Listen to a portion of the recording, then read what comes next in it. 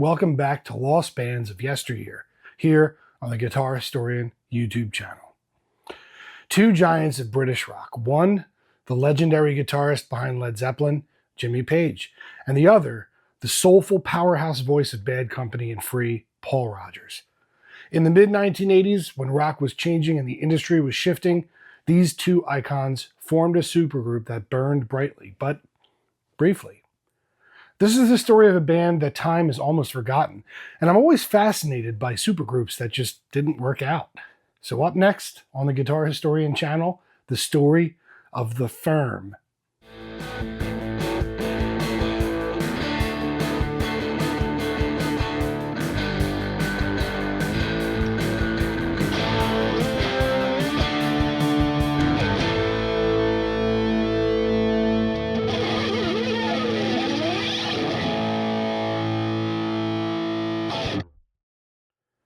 After the tragic death of drummer John Bonham in 1980, Led Zeppelin disbanded.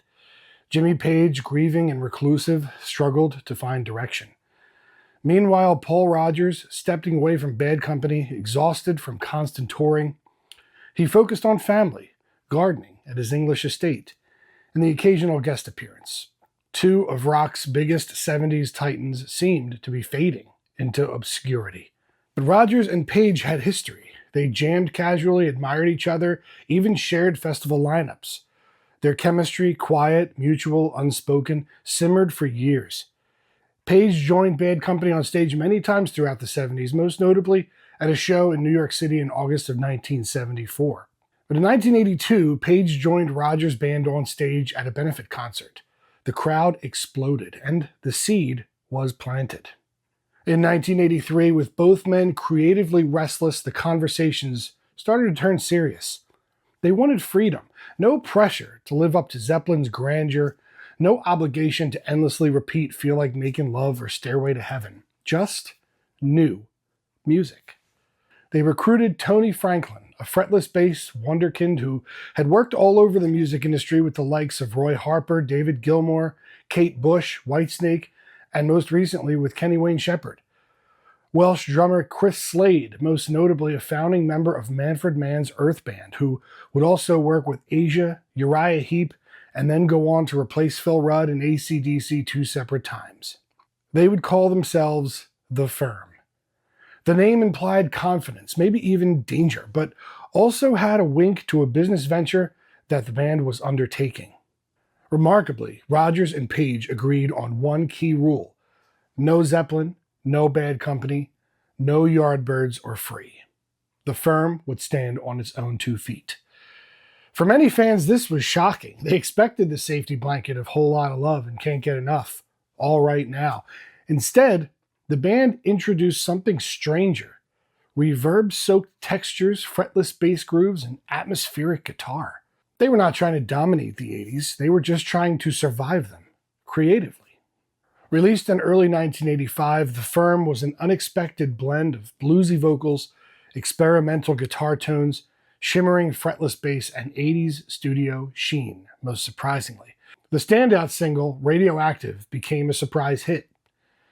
Its video, filled with bizarre imagery, actually reached high rotation on MTV, exposing a younger audience to Jimmy Page for the first time. Other tracks like Closer, Make or Break, and Satisfaction Guaranteed revealed the band's depth.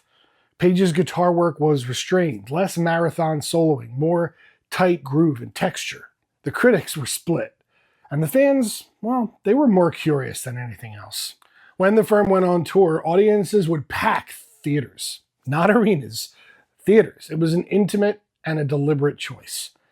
Their set lists leaned on the new album, but Rodgers eventually slipped in some covers, like You Lost That Lovin' Feeling and Midnight Moonlight, which was a reworked Zeppelin leftover. Jimmy Page, wearing a long black trench coat, dialed in echoes of his past while pushing forward. Tony Franklin stunned the crowds. His fretless bass, sliding, singing became a trademark of the band's sound. Chris Slade would anchor them with a machine-like focus, a harbinger of his future work with AC/DC. Their previous experience made the band immediately tight, obviously, effortlessly confident, and most surprisingly, they sounded very modern. In early 1986, the firm would release their second album, Mean Business. Tracks like Fortune Hunter, All the King's Horses, and Spirit of Love would showcase a warmer production and stronger songwriting. But the musical climate was shifting rapidly.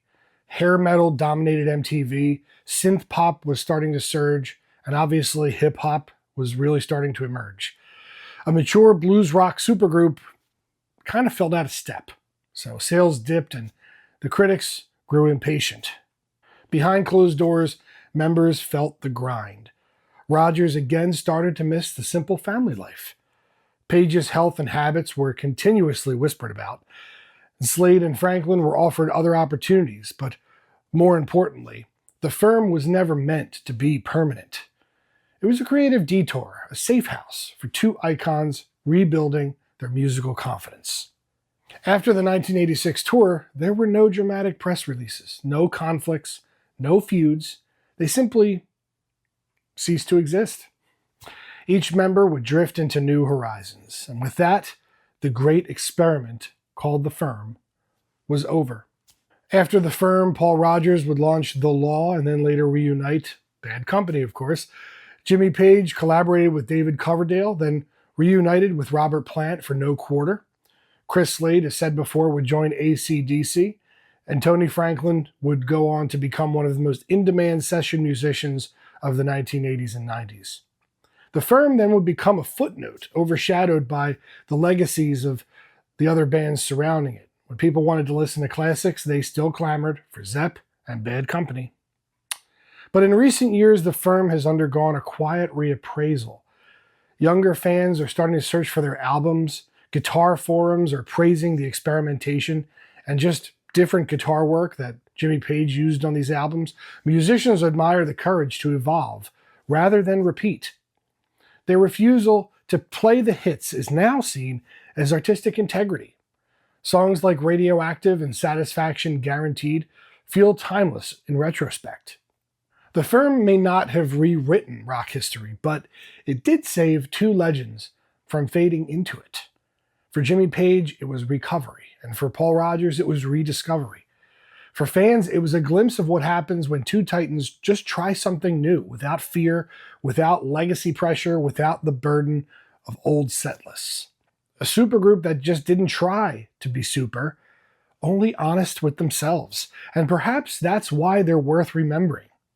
So thanks for watching, and please remember to always subscribe and hit that bell icon if you want to get updates whenever we post new content. Thanks again for stopping by the Guitar Historian YouTube channel.